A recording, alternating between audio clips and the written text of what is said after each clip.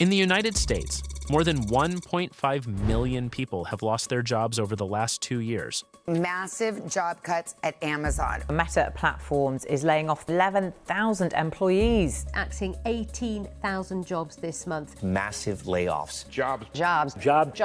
They're cutting white-collar jobs. You probably think the economy is collapsing, companies are losing money, and the stock market is crashing. The stock market has set 53 all-time record highs. We're looking at record highs on the S&P 500. Stock market has been rising. Americans have more money in stocks than ever before. No, it's not. Look at this. In 2025, Meta posted $60 billion in profit and then fired 8,000 people. Google made $132 billion and cut 12,000 workers. Microsoft hit $100 billion and showed 9,000 employees the door. UPS, $5.6 billion. 30,000 jobs erased. Amazon, $77 billion in profit. Also, 30,000 layoffs. And it's becoming a pattern. Record profits, mass layoffs. Over and over again. They are not losing money. In fact, they've never been richer. Still, American workers are facing mass layoffs. And AI automation isn't the only reason for this.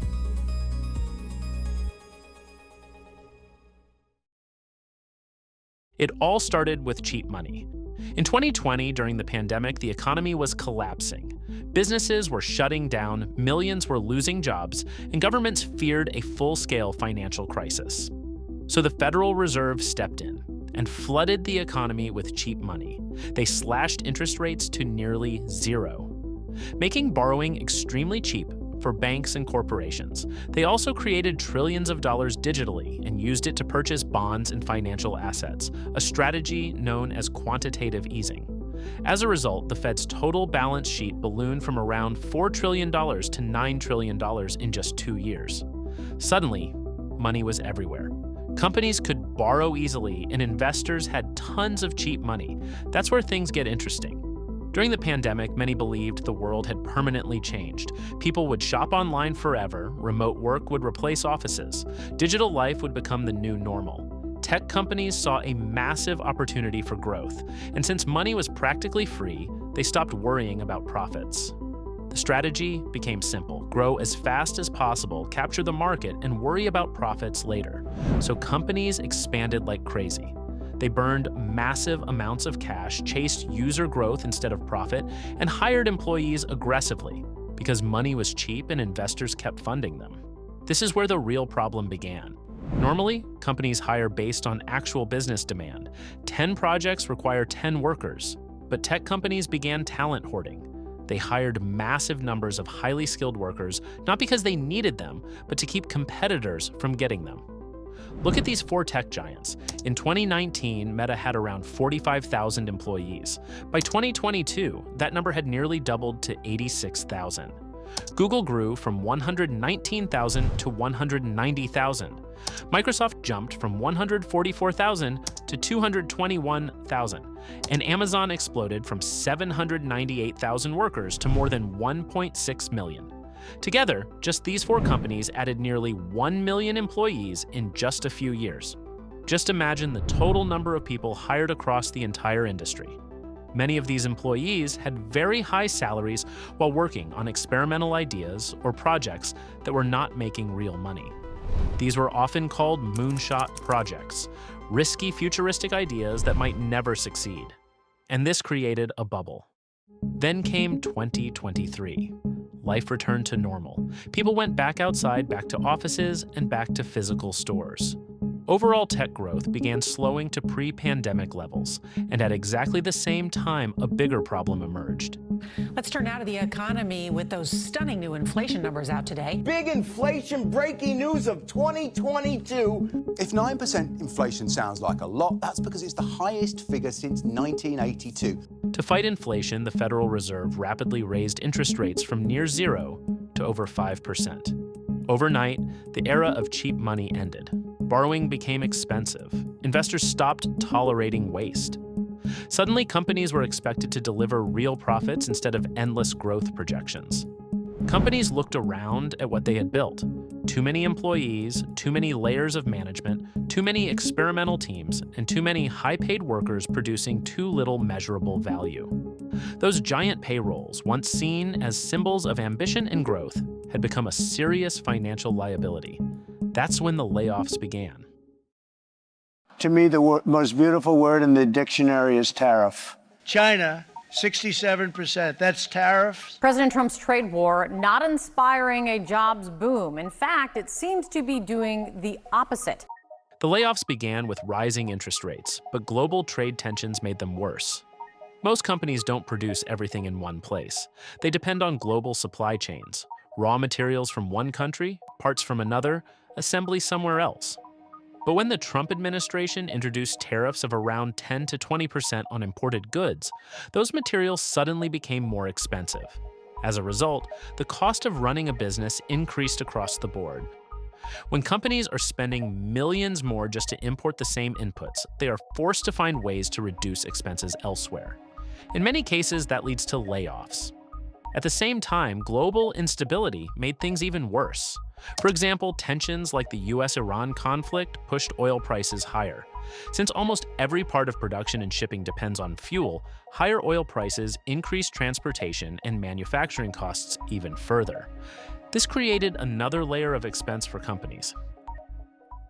Some big news from the tech world yesterday. OpenAI announced ChatGPT. The chatbot that uses artificial intelligence to compose poems, emails, and write greeting card messages so you don't have to.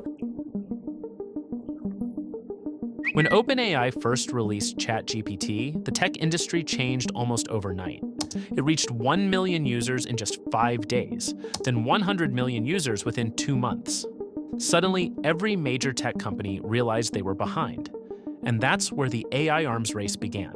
The vision was clear. Whoever dominates AI could control the next era of technology and potentially make trillions of dollars in the process.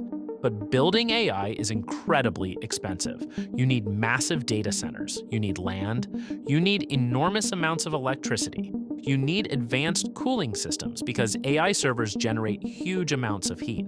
And most importantly, you need the most powerful chips ever created. Altogether, the cost reaches hundreds of billions of dollars. Look at these budgets. Amazon plans to invest around $200 billion into cloud expansion and custom chips, aiming to become the backbone of AI workloads. Microsoft is planning to invest about $190 billion, betting everything on becoming the primary AI platform for businesses. Google is expected to spend around $190 billion on custom AI chips and training massive models, aiming to stay dominant in AI search, cloud, and model development. Meta is investing over $145 billion into supercomputing systems to reposition itself as a major AI player.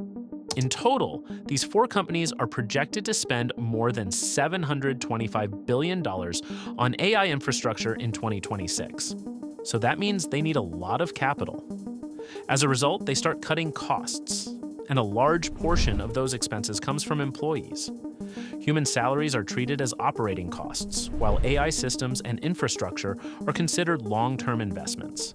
As a result, they cancel unprofitable projects, remove unnecessary managers and team leads, and senior employees are replaced with multiple junior employees, allowing companies to get the output of 3 people for the cost of 1 senior salary. They also aggressively implement AI wherever tasks can be automated. After all, a single employee can cost over $150,000 per year, whereas an AI automation might cost as little as $1,000. And that strategy actually worked. Look at these numbers. Since the pandemic, Meta has laid off around 33,000 employees and is estimated to have saved about $8 billion per year. Google has reduced more than 15,000 roles, saving roughly $4 billion. Amazon cut around 57,000 jobs, saving about $10 billion. Microsoft laid off approximately 27,000 employees, saving around $4 billion. Another thing happened here. When Meta first cut jobs and reported higher profits on paper, the stock market reacted positively, and its shares started to surge. When other companies saw this, investors pressured them to do the same to boost their own stock prices. This created a copycat effect. One by one, companies began laying off employees to show stronger profits in financial reports. Big companies are laying off workers to invest in AI infrastructure. And smaller companies are doing the same because AI is cheaper than human labor. We are no longer living in a single economy. Society is starting to split into two different realities. Economists call this a K-shaped economy. The top line moves upward. This is where billionaires, shareholders, AI companies, and asset owners live. For them, stock markets keep rising. AI increases productivity. Automation cuts labor costs. Wealth grows even faster. But the bottom line moves in the opposite direction. This is where employees, middle-class workers, and laid-off tech workers live. Rent keeps rising, food gets more expensive, healthcare stays unaffordable, and jobs slowly disappear. But the biggest problem isn't just losing a job, it's getting back in. Because when thousands of companies lay off workers at the same time, the entire job market changes. Suddenly, experienced workers are competing against each other for fewer openings. That gives companies even more power. Salaries fall, workloads increase, and workers become replaceable. The message becomes simple: take less pay, or someone else will. And this is happening to experienced workers. For new graduates, the situation is even worse. Many entry-level jobs are disappearing because one experienced employee using AI tools can now do the work of multiple junior workers faster and cheaper. At the same time, workers become too afraid to quit because finding another job is no longer guaranteed. Companies notice that fear, and many start pushing remaining employees harder, expecting fewer workers to handle the workload of entire teams. But this K-shaped economy creates a dangerous long-term problem. Because an economy only works when people can afford to buy things. If workers lose jobs, wages stagnate, and purchasing power collapses, eventually companies run out of customers too. And when that happens, the entire system starts to break.